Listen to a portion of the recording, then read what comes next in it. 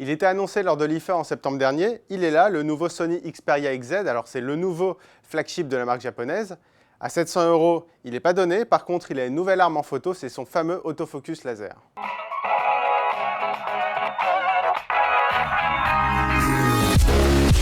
Au niveau du design, Sony fait du Sony, c'est-à-dire comme les anciens Xperia Z5, c'est un bloc assez imposant et surtout pour sa diagonale de 5,2 pouces, il prend quand même pas mal de place. À l'arrière, on a un métal assez lisse qui est plutôt joli. Il a un avantage surtout, il ne prend pas tellement les traces de doigts. Ça change des smartphones tout en verre. Par contre, sur le côté, il faudra faire avec une petite couche de plastique. Mais à notre goût, le principal problème du Xperia XZ et un peu de tous les Sony, malheureusement, c'est l'ergonomie.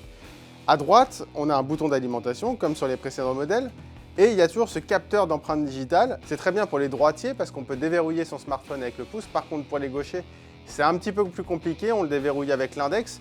Mais quand on fait ça 100-150 fois par jour, ça devient un petit peu laborieux et un petit peu difficile pour le poignet. Le japonais a toujours fait de bons écrans et là, c'est toujours le cas. À ce niveau-là, rien à signaler. La dalle est assez lumineuse, bien contrastée, elle est agréable même dans les angles, donc en extérieur et dans toutes les conditions, vous n'aurez aucun problème à ce niveau-là. En termes de configuration, le XZ n'est pas forcément très original comme beaucoup de modèles sortis en 2016.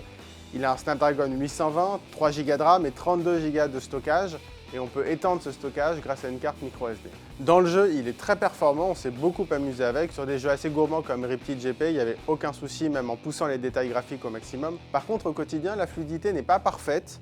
C'est très bien évidemment, mais face à un Galaxy S7 ou même à un Honor 8 ou un OnePlus 3, on a quelques à-coups de temps en temps, alors on ne sait pas trop si c'est la surcouche Sony. Dans cette gamme de prix, c'est quand même assez problématique. En endurance non plus, le XZ n'explose pas forcément les compteurs. C'est correct et là encore, il se situe sur la moyenne de ce qu'on a avec les smartphones qui ont un Snapdragon 820, c'est-à-dire qu'à la fin de la journée, il pourra finir un petit peu sur les rotules. Fréquemment, il a terminé sa course avec moins de 10% de batterie, donc vous n'avez pas une marge énorme. Mais surtout, la vraie arme de ce Sony Xperia XZ, c'est la photo. Enfin, on va dire une fois de plus, parce qu'à chaque fois, Sony mise sur la photo. Et à chaque fois, on est un peu déçu. C'est d'autant plus étonnant que Sony fabrique beaucoup de capteurs et fournit la plupart de ses concurrents haut de gamme. Et l'arme de Sony, cette fois, c'est le fameux autofocus laser qui est censé pouvoir garder la mise au point sur des sujets, même en mouvement. Et là-dessus, la promesse est clairement tenue. Ça fonctionne très bien, on s'est un petit peu amusé à sauter, à sautiller en se prenant en photo. Les clichés sont clairement plus nets que la concurrence. Par contre, Sony n'arrive toujours pas à proposer des photos exceptionnelles. Malgré un capteur de 23 mégapixels, en fait, les détails ne sont pas forcément au rendez-vous. Il y a un traitement logiciel qu'on voit peut-être un petit peu trop, le lissage est assez présent.